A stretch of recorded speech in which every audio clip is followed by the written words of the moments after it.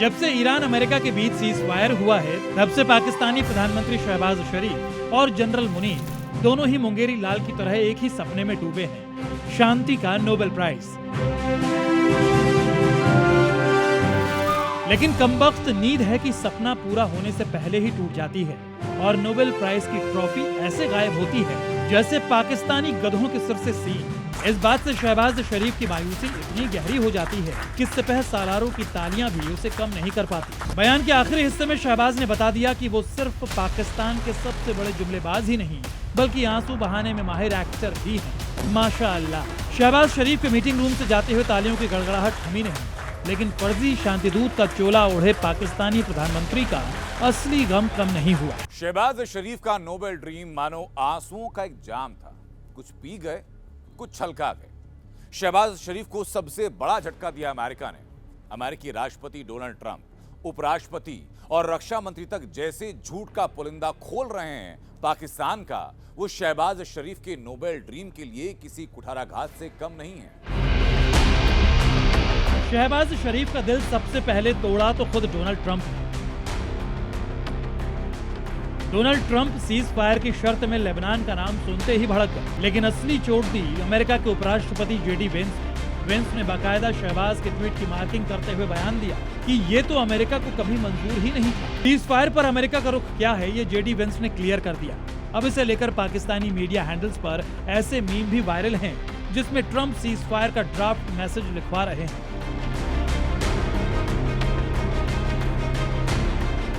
पाकिस्तानी अवाम अपने लीडरान की मौज लेने में पीछे नहीं रहती। अब देखिए दूसरा मीम जो ट्रंप के सामने शहबाज और मुनीर की औकात बिना कुछ कहे बताती है। खैर, ये तो बात हंसी मजाक की हो गई, लेकिन सवाल है कि अगर अमेरिका और इजराइल को लेबनान से सीज फायर मंजूर ही नहीं था तो शहबाज ने सभी पक्षों के बीच संपूर्ण सीज फायर की बात सार्वजनिक क्यों की?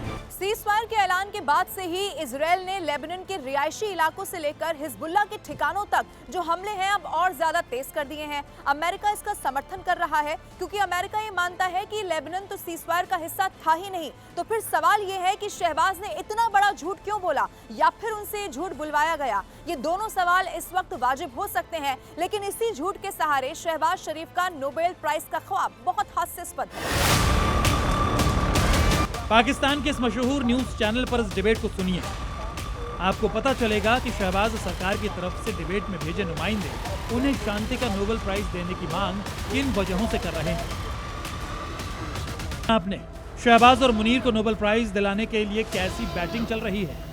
ये डिबेट तो कुछ भी नहीं, सोशल मीडिया पर जो कैंपेन चलाया जा रहा है उसे देखकर तो आप माथा ही पीट लेंगे। मुनीर शहबाज का मीम बनाने वाला पाकिस्तानी हैंडल फैजल अफगान ने एक और पोस्ट जारी किया जिसमें वो बता रहा है कि कैसे शहबाज के चमचे पूरी दुनिया में पाकिस्तान की इज्जत बढ़ाने की बात कर रहे हैं। इस पोस्ट में आप साफ पढ़ सकते हैं जिसमें माजिद अली भट्टी नाम का शख्स कह रहा है, इमिग्रेशन अधिकारियों ने पासपोर्ट देखा और कहा कि आप पाकिस्तान से हैं, आपको शांति को बढ़ावा देने और दुनिया की मदद करने के लिए हमेशा याद रखा जाएगा। ऐसे ट्वीट सिर्फ एक नहीं बल्कि सोशल मीडिया के एक्स प्लेटफॉर्म पर इसकी बाढ़ है। इन सभी पोस्ट में एक ही बात लिखी है, हम एयरपोर्ट पर गए तो हमारा पाकिस्तानी पासपोर्ट देखकर इमिग्रेशन अधिकारियों ने जबरदस्त स्वागत किया। लेकिन इस ट्वीट और पाकिस्तान की सच्चाई सबको पता है। सब जानते हैं कि ये ट्वीट एक खास मकसद से लिखवाया गया है। आज की तारीख में हर एक पाकिस्तानी पासपोर्ट को दुनिया भर में मान सम्मान बढ़ाने वाला बता रहे हैं। अब लगे हाथ जरा इस पाकिस्तानी पासपोर्ट की असलियत समझ लीजिए।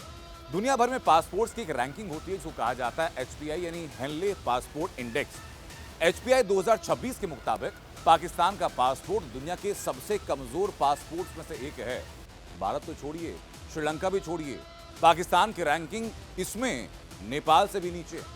HPI 2026 में पाकिस्तानी पासपोर्ट की रैंकिंग है 98। अब जरा सोचिए कि क्या एक सीज फायर से पाकिस्तान की रैंकिंग इतनी बढ़ गई?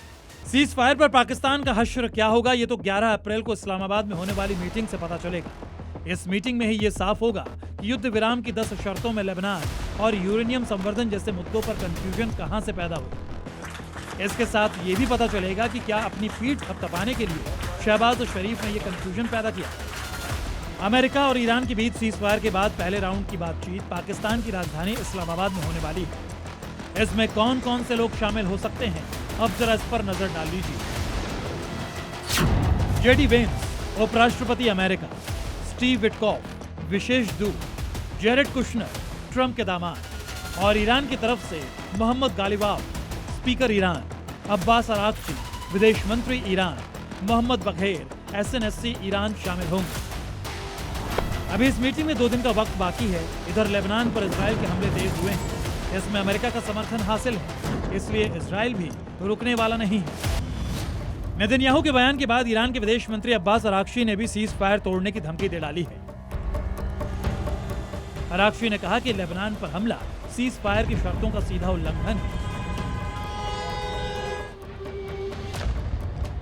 यह अमेरिका की साजिश है, वो इजराइल के जरिए युद्ध जारी रखे हुए है।